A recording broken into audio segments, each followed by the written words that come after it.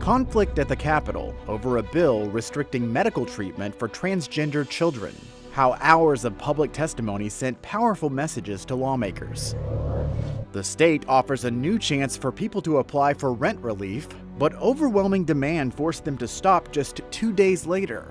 Those funds dried up and rents just kept on rising. So there's really a pinch on renters right now. We look closer at the need here in Texas and what comes next after this batch of aid runs out. Need a new driver's license? Plan to wait. We investigate why some Texans are waiting as long as 6 months. Produced from the Capitol in Austin and airing statewide, this is the award-winning State of Texas.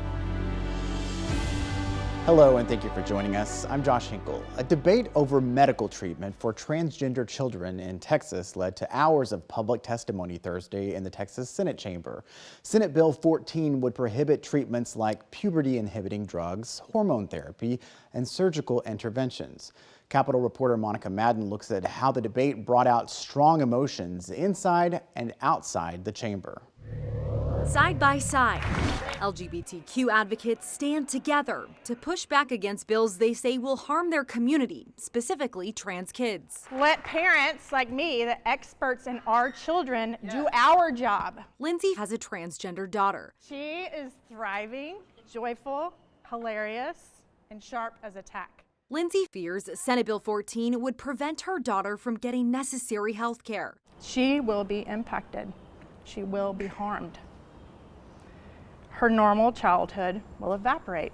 The bill would prohibit children from getting procedures or treatments used for gender transitioning, like puberty-inhibiting drugs, hormone therapy, and surgical interventions. SB 14 is all about child protection. The bill's author, Senator Donna Campbell, says, as a physician, she worries about families and doctors making a life-altering decision for a child too early. Our children need counseling and love, not blades and drugs. Like Prisha Mosley, who is now transitioning back to her sex assigned at birth. I was told that changing my gender would cure me. As an impressionable and mentally ill child, I fully believed this. Testimony from both sides that will shape how lawmakers proceed on a sensitive topic. Monica Madden, State of Texas. Lawmakers heard nearly 7 hours of testimony, both for and against Senate Bill 14, but some of the most contentious moments came when Dr. John Carlo, representing the Texas Medical Association, testified on the bill, basically not taking a position for or against the legislation. While physicians want to provide medically appropriate care for all patients, we understand that there is an ongoing debate over what is medically appropriate with regard to transgender adolescents. Medical science is continuing to evolve. That position brought questions from senators on both sides of the aisle. Democrat Jose Menendez noted that TMA recently held a different position. A year ago, TMI issued an amicus brief where you recognize, and I quote, gender-affirming care as the accepted medically necessary treatment for adolescents with gender dysphoria in Doe versus Abbott. So I would have understood or felt that TMA's position there was still TMA's position today.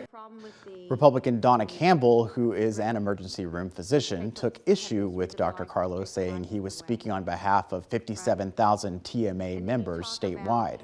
Well, I think you can put down 56,999 because I definitely am not on that list, and I am a member of TMA. The TMA is calling for 2 changes to the bill. One would make the Texas Medical Board the enforcement body for any alleged violation, providing due process for physicians. They're also asking for a grandfather provision to allow treatment to continue for minors already receiving hormone therapy. After hearing all the testimony, senators left the bill pending in committee. It is on Lieutenant Governor Dan Patrick's list of priorities, so it is likely to pass in the Senate. And I know it's a very popular app, but it's deeply disturbing. Calls to ban TikTok reach a new level on Capitol Hill. We talked to a Texas congressman who's leading the push, what he says needs to change to keep the app from being banned. The wait time for a Texas driver's license is not getting any shorter. Well, I tried to make an appointment online, but they were months out, like 4 or 5 months out. We investigate the backlog and why some lawmakers are questioning DPS's call for more funding to fix the problems.